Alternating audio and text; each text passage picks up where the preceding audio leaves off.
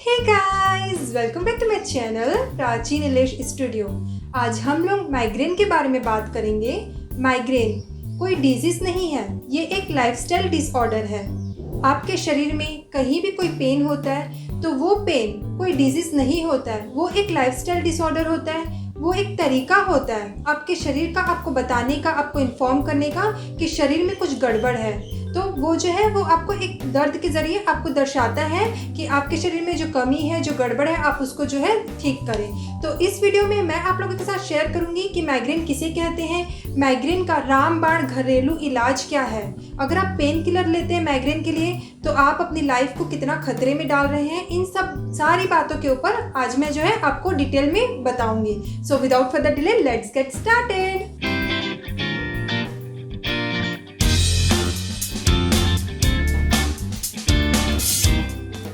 Migraine होता क्या है?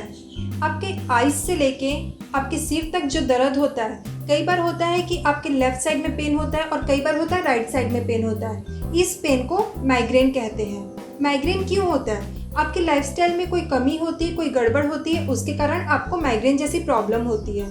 कुछ लोग सिर में थोड़ा सा भी दर्द होता है तो तुरंत क्या करते हैं, पेन किलर लेते हैं। लेकिन उनको ये नहीं पता कि वो कितना एक धीमा जहर अपने शरीर में इंटेक कर रहे हैं। पेन किलर बहुत ही गंदी दवा है। अगर आप सर दर्द में या कहीं भी बॉडी में आपको पेन होता है और आप पेन किलर ले रहे हैं तो ये तो है कि आपको तुरंत उसके साइड इफ़ेक्ट्स नहीं देखने को मिलेंगे।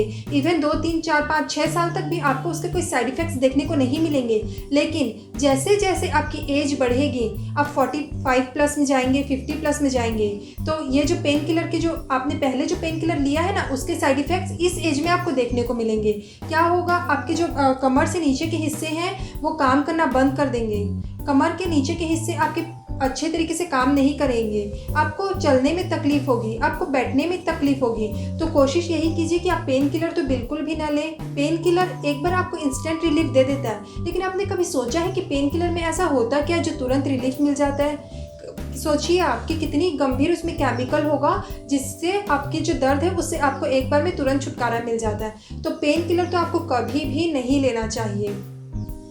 अब मैं आप लोगों को बताती हूँ कि आखिर ये माइग्रेन होता क्यों है, इसके पीछे का जो सटीक कारण क्या है। जब कभी भी आप धूप में निकलते हैं, खास करके अगर वो मौसम गर्मी का है और आप धूप में निकल रहे हैं, तो अगर आप सनग्लासेस नहीं लगाते हैं, अगर आप अपने बालों को, अपने सिर को कवर नहीं करते हैं, तो इसके कारण भी आपको माइग्रेन हो सकता है। उससे क्या होता है, डायरेक्ट जो सनलाइट होती है वो आपके सिर में पड़ती है, आपकी आंखों में पड़ती है, जिससे कि आपको माइग्रेन जैसी समस्या हो सकती है। सेकेंड प्रॉब्लम है, कुछ लोग अपना जो है स्लिम बॉडी पाने के लिए, अपना वेट को लॉस करने के लिए ग्रीन टी का बहुत ज़्यादा एक्सेस में सेवन करते हैं। तो ग्रीन टी क्या करती है, आपके शरीर को, आपके दिमाग को शुष्क कर देती है, जिसके कारण आपको माइग्रेन की प्रॉब्लम हो सकती है। कुछ लोग ड्राई फ्रूट्स को बिना भिगोए हुए ऐसे ही खाते हैं। तो एक लिमिट में आप खाते हैं वो तो बहुत अच्छी बात है। अगर बिना भिगोए हुए भी खा रहे हैं तो एक लिमिट में अगर आप खाते हैं तो वो तो अच्छी बात है। लेकिन अगर आप थोड़ा ज़्यादा खाते हैं तो आप कोशिश यही कीजिए कि ड्राई फ्रूट्स को आप रात भर पानी में भिगोएं। अगर रात भर नहीं भिगो सकते तो एटलीस्ट 3 से 4 घंटे आप पानी में भिगो के उसके बाद ही ड्राई फ्रूट्स को खाएं, क्योंकि ड्राई फ्रूट्स को ऐसे ही खाने से हमारे शरीर में शुष्की आ जाती है, जिसके कारण हमें माइग्रेन की प्रॉब्लम होती है। और एक कारण यह है माइग्रेन होने का, अगर आपके शरीर में बहुत ज़्यादा एसिडिटी रहती है, बहुत ज़्यादा गैस होती है, तो गैस क्या करते हैं, वो अपना प्रेशर बनाते हुए कई बार सिर तक पहुंच जाता है, और जिसके कारण आपको माइग्रेन का जो पेन है वो होना स्टार्ट हो जाता है। लास्ट कारण और सबसे मेन कारण, और आज की जो लाइफस्टाइल है उसमें तो हमारा हिस्सा बन चुका है, जो प्रॉब्लम माइग्रेन को जन्म देता है, वो है बहुत ज़्यादा टीवी का देखना, बहुत ज़्यादा ऑन स्क्रीन ऑनलाइन टाइम बिताना। हमारी जो आंखें वो टीवी की स्क्रीन में, मोबाइल की स्क्रीन में, कंप्यूटर लैपटॉप की स्क्रीन में जो है वो गड़ी रहती हैं, जिसके कारण हमारी आंखों पे जोर पड़ता है और उससे माइग्रेन की जो प्रॉब्लम है वो हमें हो जाती है। जब कभी भी आप माइग्रेन के ट्रीटमेंट के लिए एलोपैथिक डॉक्टर के पास जाते हैं तो वो महंगी महंगी दवाइयाँ लिख के आपको दे देते हैं। लेकिन हम सब जानते हैं ये जो अंग्रेजी दवाइयाँ, एलोपैथिक जो मेडिसिन्स होती है, वो हमारे शरीर पे कितने साइड इफ़ेक्ट्स जो है वो दे के जाती है। एलोपैथिक दवाइयाँ बहुत गर्म भी करती है, तो इसलिए कोशिश कीजिए कि पेन किलर तो कभी भी मत लीजिए। अगर आपको बहुत ज़्यादा ही प्रॉब्लम हो रही है माइग्रेन से तो आप एलोपैथिक डॉक्टर को दिखा सकते हैं। लेकिन अभी मैं जो आप लोगों को इसकी रेमेडी शेयर करूंगी उससे मेरा दावा है आपकी माइग्रेन की प्रॉब्लम 3 दिन में जो है 3 दिन में कम्प्लीटली ठीक हो जाएगी, अगर आप मेरे बताए तरीके से, मेरी बताई हुई रेमेडी को फॉलो करते हैं तो। माइग्रेन की दवा बनाने के लिए आपको चाहिए 5 बादाम। ये बादाम जो होता है, आपको एक बड़ा बादाम आता है जो काफ़ी बड़ा होता है साइज़ में, वो नहीं लेना है। जो छोटे साइज़ के बादाम होते हैं ना, आपको वही लेना है। 5 बादाम लेना है वो, और साथ में एक अखरोट को आप तोड़ लीजिए। उसके अंदर जितनी उसकी गिरी निकलती है उसमें से आधी ही चाहिए आपको।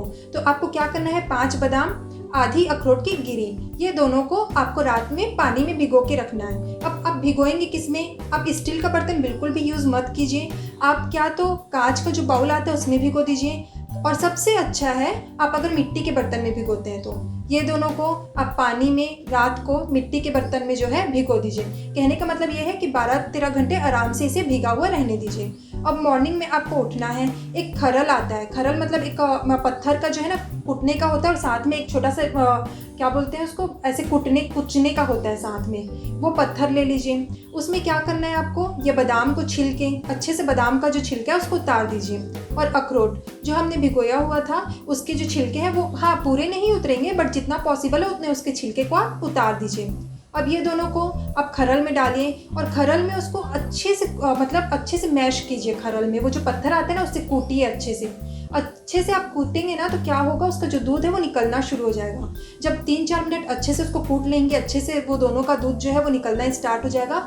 तो आपको क्या करना है, 1 कप दूध लेना है। ये दूध अब आप सोचेंगे कैसा लेना है, उबला हुआ दूध लेना है, कच्चा दूध लेना है, फ्रिज का दूध लेना है। आप कैसा भी दूध जो है वो ले सकते हैं, बट वो मतलब जमा हुआ नहीं होना चाहिए, फ्रीज़र का नहीं होना चाहिए कि आप सोचेंगे कि फ्रीज़र में जमा के रखें वो दूध ले लें, वो नहीं होना चाहिए। आप कच्चा दूध ले सकते हैं, फ्रिज से तुरंत निकाल के ले सकते हैं, गुनगुना दूध ले सकते हैं, या नॉर्मल तुरंत आपका फ्रेश दूध आया है वो ले सकते हैं। कैसा भी दूध आप 1 कप ले सकते हैं। पहले आपने क्या किया, बादाम और अखरोट को 3 से 4 मिनट अच्छे से कूट लिया, वो खरल में अच्छे से मैश किया। अब आपको 2-2 चम्मच दूध डालना है। जैसे एक बार में आप 2 चम्मच दूध डाल दिए वो खरल में, 2 चम्मच दूध आपने ऐड कर दिया। अब उसको फिर से आपको अच्छे से मैश करना है, वो पत्थर जो होता है उससे अच्छे से मैश करना है। उसको करना है 1-2 मिनट, फिर उसके बाद आपको फिर से 2 चम्मच दूध डालना है। सेम प्रोसेस आपको करते रहना है जब तक कि वो जो 1 कप दूध है वो पूरा फिनिश नहीं हो जाता, और उसको अच्छे से मैश करना है। ये सब करने में आपको 12 से 13 मिनट आराम से लगेंगे। अब आप सोचेंगे कि इसको इतना मैश किए क्या फ़ायदा हुआ, लेकिन संस्कृत में एक कहावत है कि आयुर्वेदिक जो मेडिसिन होती है उसको आप जितना मैश करेंगे, जितना आप उसको अच्छे से कुचलेंगे, कूटेंगे, तो उसकी जो गुणवत्ता है वो उतनी ही बढ़ती है। तो जैसे आप च्यवनप्राश देखेंगे, च्यवनप्राश कितना मैश होके बनता है, तो उसीलिए तो उसमें इतनी गुणवत्ता है। तो सेम ऐसा ही, अगर आप इसको अच्छे से मैश करेंगे अच्छे से, तो इसकी गुणवत्ता बढ़ते जाएगी।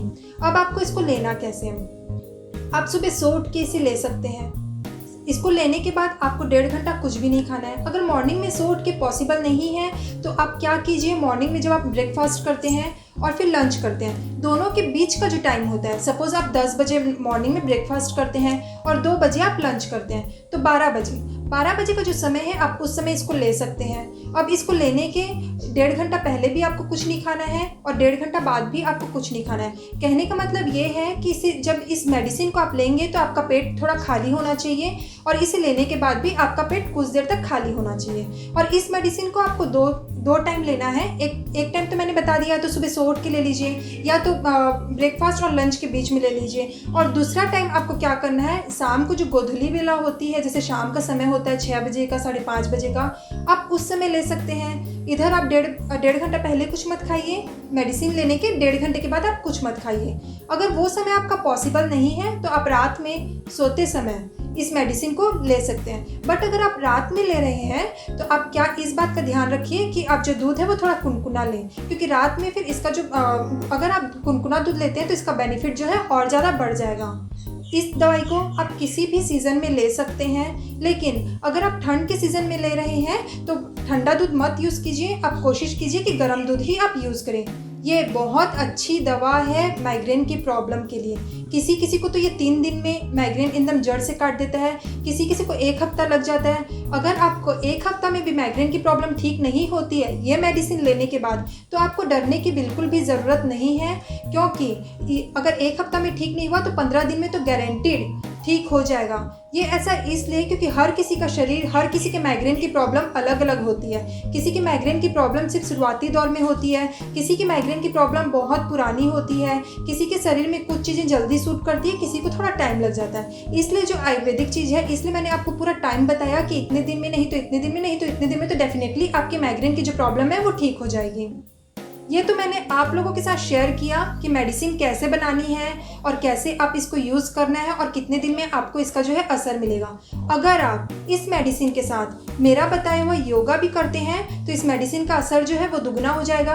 आपको दुगनी तेजी से इसका रिजल्ट देखने को मिलेगा और फ्यूचर में आपको कभी भी माइग्रेन जैसी प्रॉब्लम का सामना नहीं करना पड़ेगा। वो योगा क्या है? अनुलोम विलोम। बहुत ही फेमस योगा है।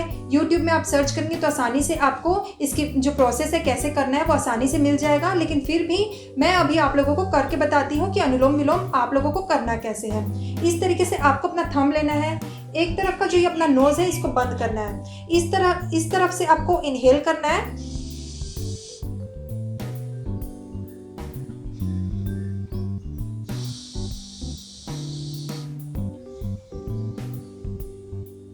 ये है अनुलोम विलोम। इसको आपको एवरी मॉर्निंग 15 मिनट्स मिनिमम करना है। ऐसा करने से भी आपकी माइग्रेन की प्रॉब्लम काफ़ी हद तक जो है वो ठीक हो जाएगी। अब मैं आप लोगों को बताती हूँ एक्यूप्रेशर पॉइंट। ये जो थंब होता है ना, ये थंब के ऊपर में आपको जो है ऐसे प्रेस करना है। दोनों हाथों के थंब के ऊपर और पैरों के थंब में आपको ऐसे प्रेस करना है। आप दिन में कभी भी कर सकते हैं, लेकिन मैं आप लोगों को यही सजेशन देना चाहूँगी कि मॉर्निंग में जब आप अपना अनुलोम विलोम फिनिश करें उसके बाद ही आप अपना ये एक्यूप्रेशर जो पॉइंट है वो करें। इससे भी आपको माइग्रेन की प्रॉब्लम में काफ़ी हद तक राहत मिलेगी। ये मैंने होम रेमेडी बताई, साथ में योगा बताया, साथ में एक्यूप्रेशर पॉइंट भी मैंने कवर किया है। अब मैं आप लोगों को जो मार्केट में मेडिसिन, आयुर्वेदिक मेडिसिन जो अवेलेबल है माइग्रेन के पेन के लिए, वो मैं आप लोगों को बताती हूँ कि आप लोगों को कौन सी मेडिसिन लेनी चाहिए और कितना डोज लेना चाहिए। मेडिसिन का नाम है मेधावटी। ये आपको पतंजलि चिकित्सालय में, पतंजलि की जो शॉप्स होती है उसमें आसानी से आपको मिल जाएगी। इस मेडिसिन को आपको मॉर्निंग में एक लेना है और नाइट में या इवनिंग में एक लेना है। मतलब आपको शुरू में एक एक दवाई लेनी है 2 टाइम। और अगर आपके शरीर को ये दवाई जो है सूट कर जाती है, एक्चुअली इस दवाई की जो तासीर है वो थोड़ी गर्म होती है, इसलिए हो सकता है कि आपको 2-2 गोली शुरू में सूट ना हो। अगर एक एक गोली आपके शरीर को सूट हो जाती है तो उसके बाद आपको क्या करना है, इसका डोज को बढ़ा देना है। मॉर्निंग में 2 गोली और इवनिंग में 2 गोली। अगर आपको ये दवाई नहीं मिलती है, वैसे तो पतंजलि के स्टोर में ये दवाई आसानी से मिल जाती है, but on a safer side अगर नहीं मिलती है तो बहुत सारी जो आयुर्वेदिक कंपनीज हैं उनकी भी दवाई है, उनका नाम है ब्राह्मी बटी। वो आप सेम डोज में ले सकते हैं।